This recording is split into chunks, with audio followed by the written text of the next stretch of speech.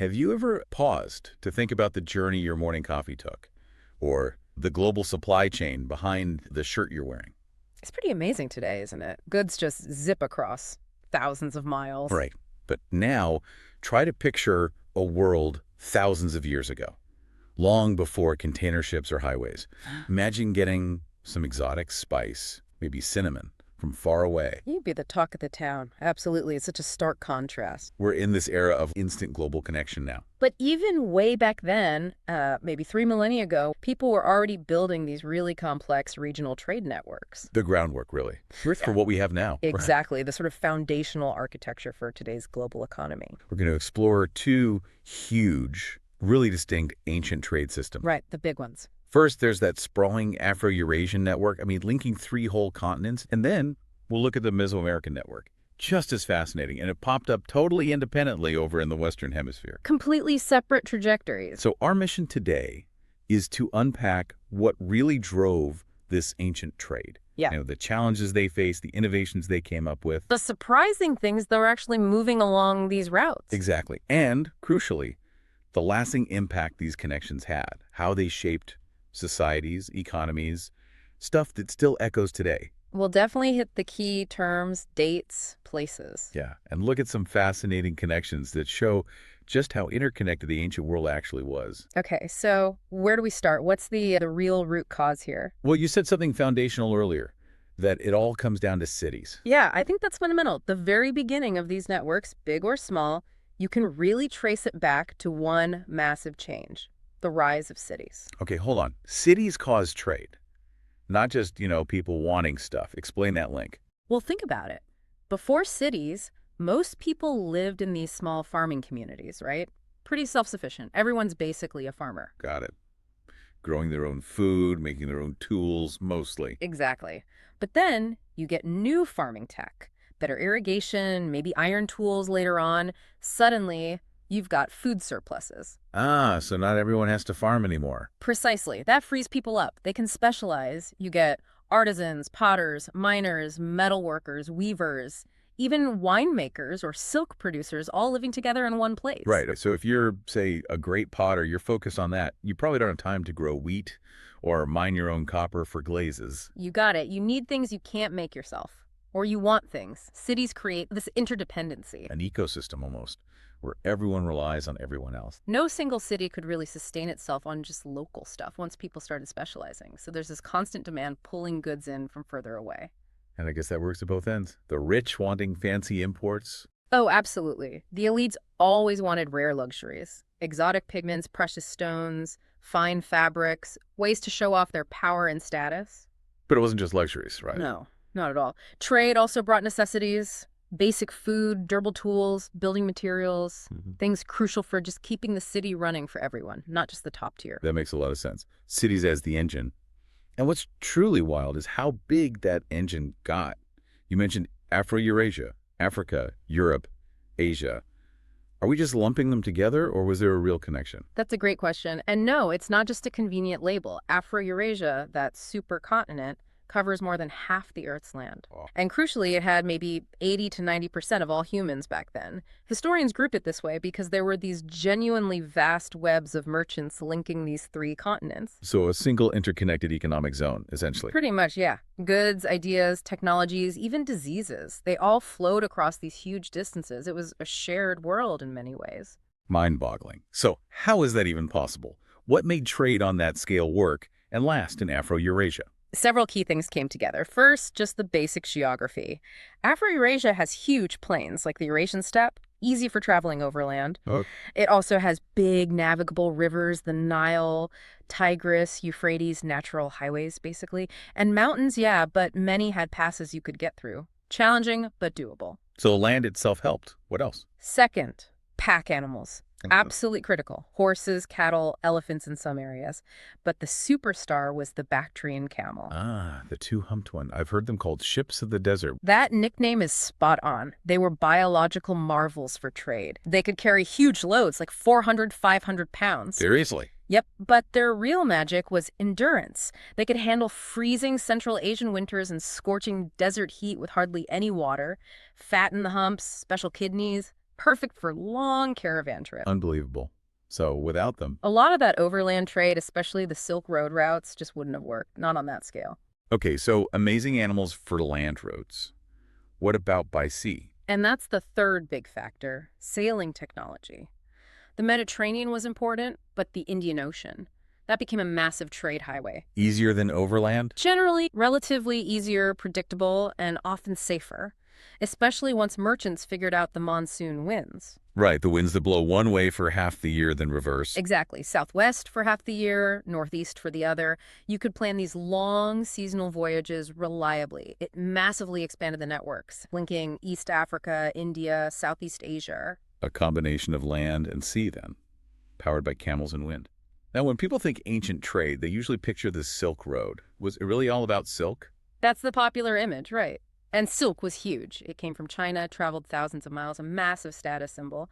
But the Silk Road wasn't just one road. It was a complex network of routes. And there wasn't just silk moving along them. Far from it. Think of it more like a vibrant tapestry. India, for example, was famous for fine cotton textiles, amazing spices like nutmeg and pepper. Things valuable for flavor, but also preserving food. Right, absolutely. And Arabia had luxuries like frankincense and myrrh key for rituals and perfumes. East Africa provided ivory and gold. Egypt was the bread, but shipping grain. Nubia, further up the Nile, had iron. And you even had specific minerals like that blue stone, lapis lazuli. Yeah. Lapis lazuli, beautiful deep blue, came almost entirely from mines way over in Bactria, modern Afghanistan, and ended up in places like Mesopotamia. And going the other way. Greek and Roman wine, fancy glassware, those were prized in the East, even reaching China. But you mentioned iron from Nubia. That seems different from wine or spices. Ah, yes. And this is a key connection. Beyond luxury goods, the spread of iron tools and the know-how to make them, that was a quiet revolution. How so? Think about it. Iron tools weren't just another product. They were a tech upgrade. Imagine switching from stone axes to iron plows. Suddenly, farming gets way more efficient. More food production. Or think about warfare. An iron sword versus a bronze one. Big difference. Iron tech spread along these routes, changing agriculture, power dynamics, daily life. Everywhere. It's a profound impact. And we shouldn't forget the nomadic groups, right? Like the Scythians or Xiongnu on the steppes. They weren't just bystanders. They were vital guides, guards, traders themselves, and they had their own key trade horses, essential for armies and transport. And sadly, we also have to acknowledge that people were traded too. Enslaved people were bought and sold across this entire system. Yes, that grim reality was part of ancient commerce everywhere. Is there solid proof of this incredibly early long-distance trade? Archaeological evidence? Oh, absolutely. Take the Standard of Ur. It's this amazing artifact from Mesopotamia, modern Iraq. Dates back to around 2400 BCE. Wow. That's over 4,400 years ago. What does it show? It's beautiful, but the materials are the real story. The blue background, that's lapis lazuli from Afghanistan, thousands of miles away. The white figures are shells from the Persian Gulf. The red stone is marble from India. All in one object from 2400 BCE. Exactly. It's concrete proof these networks were up and running incredibly early. Amazing. What about written records? Do we have anything detailing how it worked? We do. A fantastic example is the Periplus of the Erythraean Sea. It's basically a Greek sailor's guide from the 1st century CE. Like an ancient lonely planet for merchants. Kind of, yeah. It describes sailing the Indian Ocean, which ports to hit, when to catch the monsoons, what goods were traded where. Give me an example. Okay, it talks about a port in western India. Says they imported things like Italian wine, copper, tin, coral, stuff from the Roman world. And exported. Ivory, agate, cotton cloth, silk cloth, valuable spices like long pepper. It really shows India right at the center of that Indian Ocean trade. It gives you a real practical sense of the business. Incredible detail. So this huge Afro-Eurasian network connected almost everyone. But what about the Americas? Was anything similar happening there, totally cut off? Yes, and it's a story of amazing ingenuity against different odds.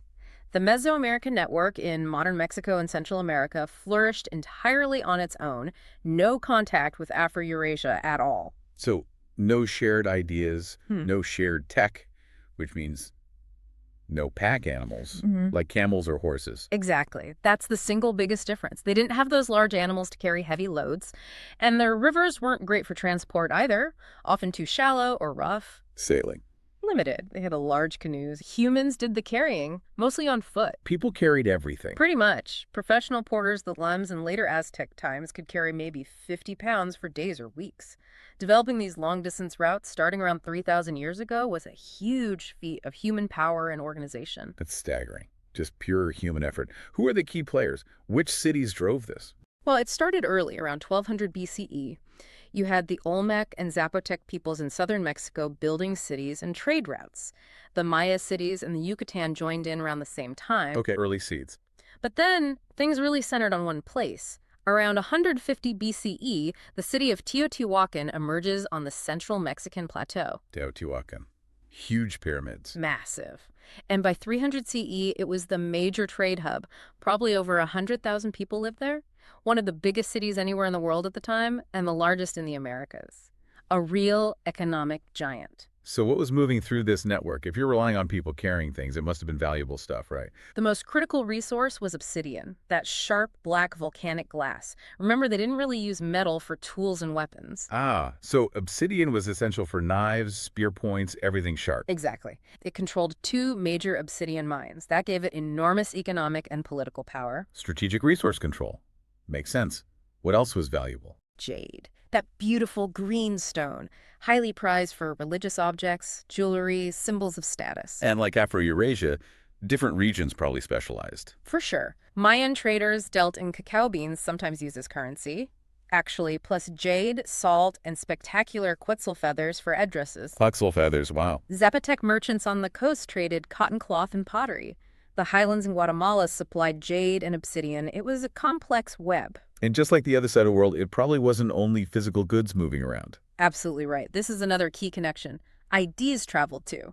Religious beliefs, cultural symbols, artistic styles. You see shared elements pop up across different Mesoamerican societies. These networks were conduits for culture as much as commerce. So these networks, both Afro-Eurasian and Mesoamerican, they weren't just about economics, they really reshaped societies. Fundamentally, they connected communities, spread innovations, changed how people lived. Given the difficulty, especially in Mesoamerica, I assume long-distance trade focused on lightweight, high-value things. Mostly, yes. Things like jade, silk, spices, feathers, maybe high-quality textiles, dried fruits, nuts, things with a good profit margin for the effort involved. And how did it actually work? Did one merchant carry something all the way from, say, China to Rome? Rarely, if ever. It was more like a relay race. One merchant travels a certain leg, sells to another at a market who takes it further. Ah, so goods passed through many hands. Exactly. And got more expensive with each step as everyone took their cut. But it worked. It linked distant places. And the impact on cities and people. Huge. Cities on key routes thrived, becoming centers of wealth and power. Merchants themselves gained status and influence, shaking up old social orders. It wasn't just merchants acting alone, though, was it? Did rulers get involved? Definitely. States and rulers quickly saw the benefits. Trade brought in pay soldiers, build monuments. So they encouraged it, protected it. Yes. They built roads, sometimes canals, used armies to protect caravans from bandits, made diplomatic deals. And here's another key connection. States and merchants worked together to create common systems, weights, measures, even coinage in some places. To make trade easier, more reliable. Standardization. Exactly. Things we take for granted, but there were huge innovations back then, driven by the needs of trade. Some of the same paths, even. Many of the same paths and sea lanes are still arteries of trade, just with trucks and container ships instead of camels and canoes. So wrapping this up, we've seen the incredible scale and ingenuity of ancient trade, connecting vastly different societies across Afro-Eurasia and Mesoamerica. It wasn't just about moving goods. It shaped cultures, politics, everything. And that basic human impulse to trade, to connect, to get things from far away, it seems ancient. The methods change, but the drive is still there. The roots we use, the systems we have, they have incredibly deep roots. It really makes you think, doesn't it? Considering these ancient connections, what does it say about human ingenuity, maybe even ambition, that people built these massive networks without any modern tech? Yeah, and maybe how much does our supposedly new global economy still owe to those really old patterns of connection? Something to ponder.